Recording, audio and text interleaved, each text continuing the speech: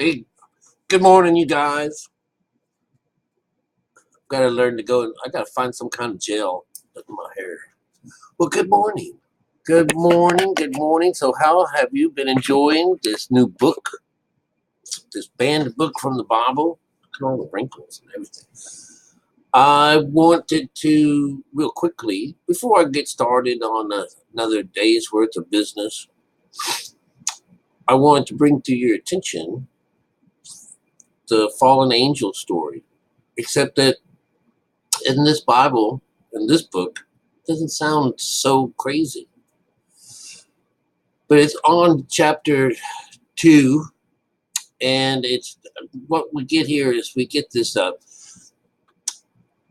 guy Ezra is having these dreams or these thoughts about how come the left side is favored over the right side, because it seems as if you're allowed to be this transgressing, blasphemous mother son of a bitch and not wreak any havoc because of it. And so that's what he's bringing up. And it's like, and this is the same stories as when someone says, why did you bring us out in the wilderness only to kill us? It'd be better that we just stayed on the other side. All right.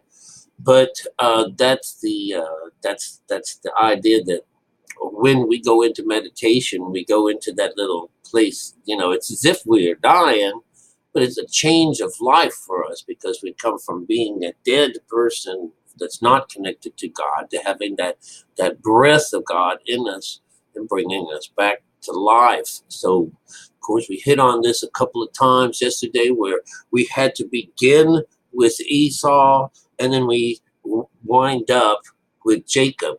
These are two twins that came out of the same womb, except that one of these was birthed. I think that the way it works in this situation is these twins is the same person, basically how it works, and the bad guy's first. The bad guy gets to live first. The guy that has all of the sins and everything attached to him, and then after you've done all of this, you'll find that Jacob came out of the womb holding on to his foot. And so there's situations in here that's going to happen later on in this book. It's going to tell you that you needn't worry about anything else between your hand and your foot. It's very interesting how to say that. So what we have here is he's given a quick little rundown of the Bible's things, and it's talking about, well, that Adam, he transgressed, and all people from him that down are dead.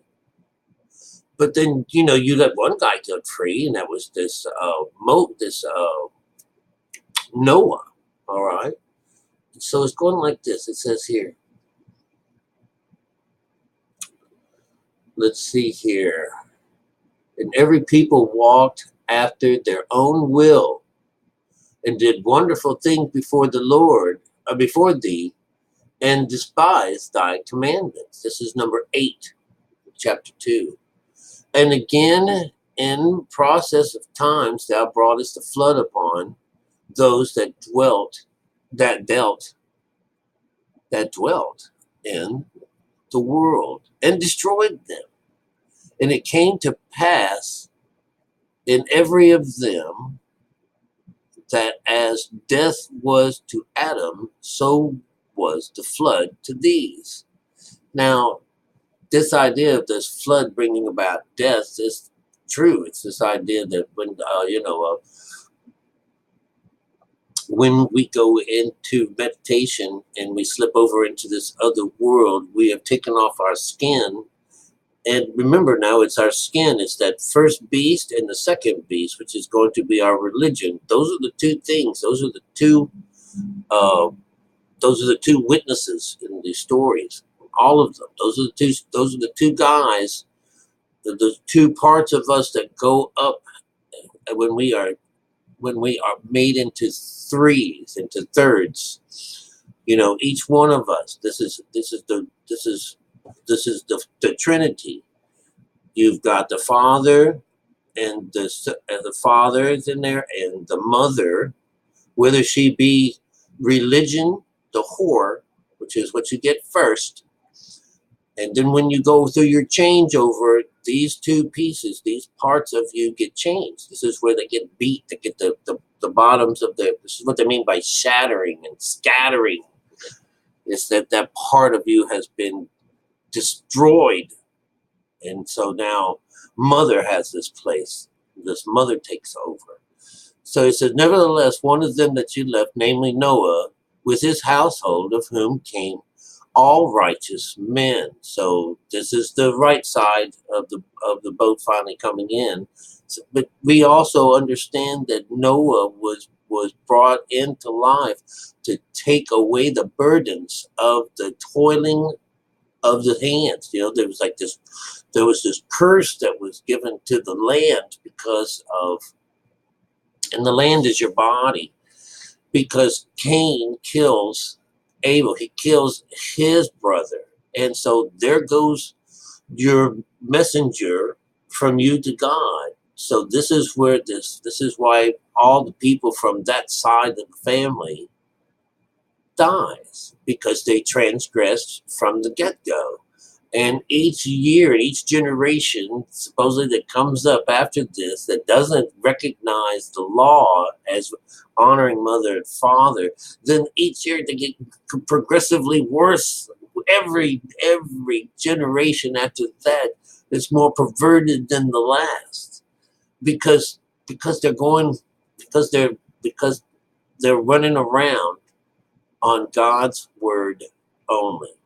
And remember that's what happened to one of the stories, is that God tells them, you know, hey, you go drink by the brook. I'm going to send you a bunch of ravens and stuff like that. So, you know, it's set up to where we have to go through this bad side first.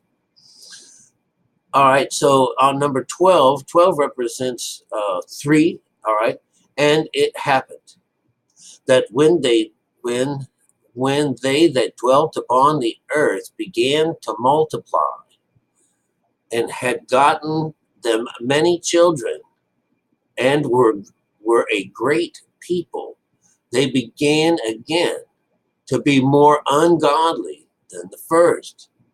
Now then they lived so wickedly before thee, thou didst choose thee a man from among them, who was Abraham, and he loved thou. All right, so anyways, we've gone past that particular point. Where are we at?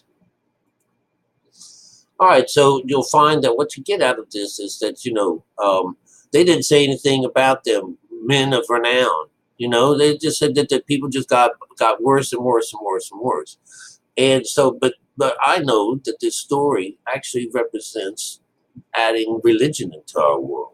And so this is this idea that because of that, it got worse and worse and worse and worse. Okay. But this was the fallen angel story that didn't have any of the fallen angel garbage in it.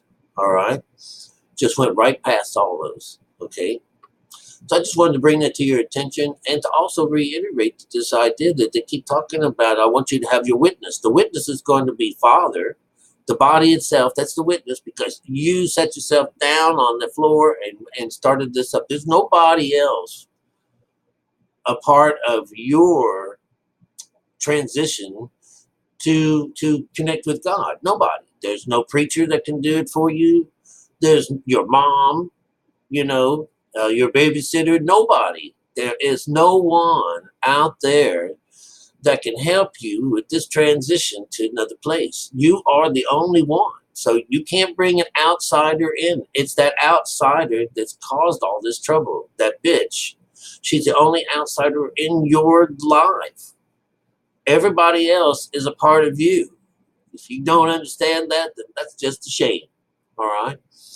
But you can squeeze all these people in there, and you'll find that the only ones that aren't allowed in are people that are not your kinsmen. And so the strange woman, no, she's supposed to be in there. Oh, yeah, but God grants her this right because she's got to take us on this wild goose chase.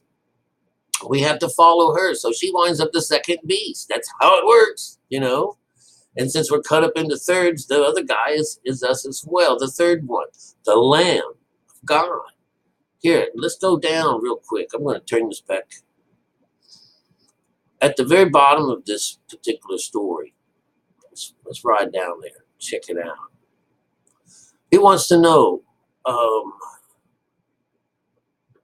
keeps thy commandments, and I said Israel.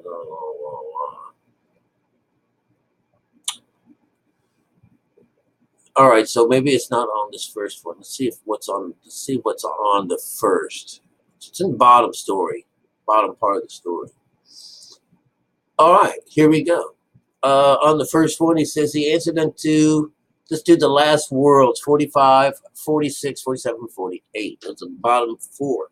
It says here, he answered and said unto me, these they be they that have put off the mortal clothing and put on the immortal, and have confessed the name of God. Now are they crowned and receive palms. Crown's going to be your, remember, he's going to, if you can make it all the way to the end, give you the crown. And that's that idea of, you know, the seventh chakra, that you have received your crown. Then I said unto the angel, what young person is it that crowneth them and giveth them palms in their hands? So he said, and said unto me, it is the Son of God, whom they have confessed in the world. Then began I greatly to commend them that stood so stiffly for the name of the Lord. And the angel said unto me, go thy way, and tell the people what manner of things and how great wonders of the Lord thy God thou hast seen. So this didn't use the word Jesus, but it's talking about the Son of God. And the Son of God that comes, that you'll see coming in the air. You keep saying Son of God, and you keep thinking Jesus, Jesus. But it's not. It is you. This is that person that gets crowned for doing all of these works.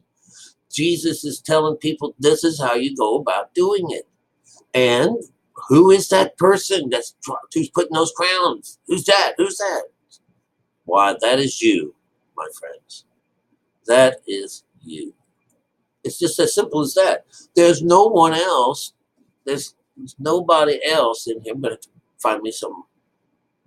Got some serious bedhead going down. So there's nobody else going on this trip with you. So you can't say, you know, it's some outside dude. You know, you can't bring in, oh, it's going to be Moses or something. These people didn't. They're all about you. This is the witnesses that go up there with you. Those are the two baggages. I call it baggage when you come up there with baggage. It's the soul, you, the body, the person inside of you, your child. This is all about him, all right? This outside father comes and goes just like light bulbs do, okay, or batteries of some kind. Boom, gone. You know, that part, that house is made desolate by God. And then that house is then occupied by God. Your house. And you can't get it from nobody, no preacher, no nothing. It's about you sitting down, going up there and meeting God yourself. And the people that do that is your skin. And that's how you know. That's what a witness is. The skin witness is because you sat down and did it. All right? But you're waiting around to see if it took. But you know, right off the bat, that if you're no longer going to serve God, you're not on a religious level, that now you have got God cooking with you, and he says you will do no more religion. That is gone.